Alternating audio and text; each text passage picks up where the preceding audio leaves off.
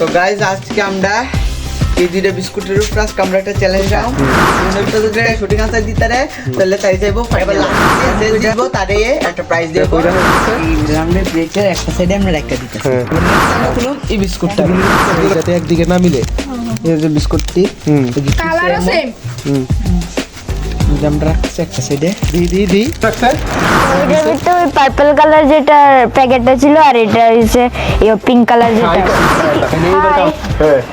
এটা এটা কি কালার বাডি বাডি ঠিক আছে কর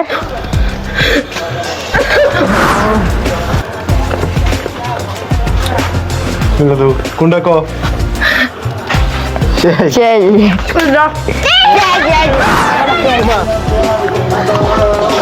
ড্রয়লে কিন্তু খালি দিতে হবে না থাক খাস রান্না